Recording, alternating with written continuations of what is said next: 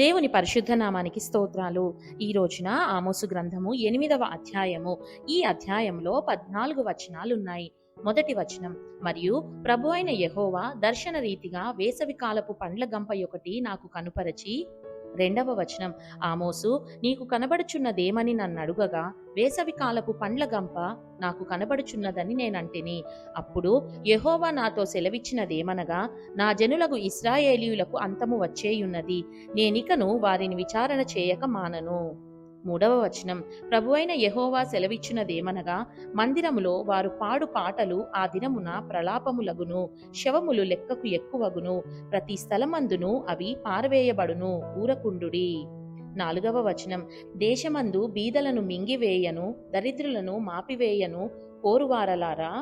ఐదవ వచనం, తూము చిన్నదిగాను రూపాయి ఎక్కువదిగాను చేసి దొంగత్రాసు చేసి మనము ధాన్యమును అమ్మునట్లు, అమావాస్య ఎప్పుడైపోవునో మనము గోధుమలను అమ్మకము చేయునట్లు, విశ్రాంతి దినము ఎప్పుడు గతించిపోవునో అని చెప్పుకొను వారలారా. ఆరవ వచనం, దరిద్రులను వెండికి కొనున్నట్లును, పాదరక్షలనిచ్చి బీదవారిని కొనున్నట్లును, చచ్చు ధాన్యమును మనము అమ్ముదము రండని, విశ్రాంతి దినం ఎప్పుడైపోవునో అని చెప్పుకొను వారలారా, ఈ మాట ఆలకించుడి. ఏడవ వచనం, యాకోబు యొక్క అతిశయాస్పదము తోడని యెహోవా ప్రమాణము చేయునదేమనగా, వారి క్రియలను నేనెన్నడును మరువను. ఎనిమిదవ వచనం, ఇందును గూర్చి భూమి కంపించదా, దాని నివాసులందరూ అంగలార్చరా, నైలు నది పొంగునట్లు భూమి అంతయు ఉబుకును, ఐగుప్తు దేశపు నైలు నది వలె అది ఉబుకును, మిస్రయీము దేశపు నది వలె అది అణిగిపోవును. తొమ్మిదవ వచనం, ప్రభు అయిన యెహోవా సెలవిచ్చినదేమనగా, ఆ దినమున నేను మధ్యాహ్న కాలమందు సూర్యుని అస్తమింపజేయుదును, పగటి వేళను భూమికి చీకటి కమ్మజేయుదును. పదవ వచనం, మీ పండుగ దినములను దుఃఖ దినములుగాను, మీ పాటలను ప్రలాపములుగాను మార్చుదును, అందరినీ మొలల మీద గోనెపట్ట కట్టుకొనజేయుదును, అందరి తలలు బోడి చేసెదను, ఒకనికి కలుగు ఏకపుత్ర శోకము వంటి ప్రలాపము నేను పుట్టింతును, దాని అంత్యదినము ఘోరమైన శ్రమదినముగా ఉండును.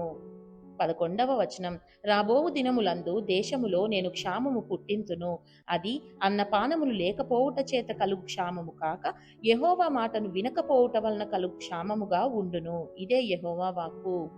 12వ వచనం, కాబట్టి జనులు యెహోవా మాట వెదకుటకై ఈ సముద్రము నుండి ఆ సముద్రం వరకును, ఉత్తర దిక్కు నుండి తూర్పు దిక్కు వరకును సంచరించుదురు గాని అది వారికి దొరకదు.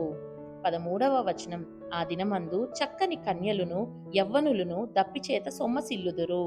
14వ వచనం, షోమ్రోను యొక్క దోషమునకు కారణమగు దాని తోడనియు, దాను నీ దేవుని జీవము తోడనియు, బెయేర్షెబా మార్గ జీవము తోడనియు ప్రమాణము చేయువారు ఇకను లేవకుండా కూలుదురు.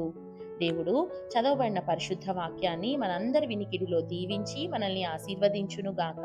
ఆమేన్.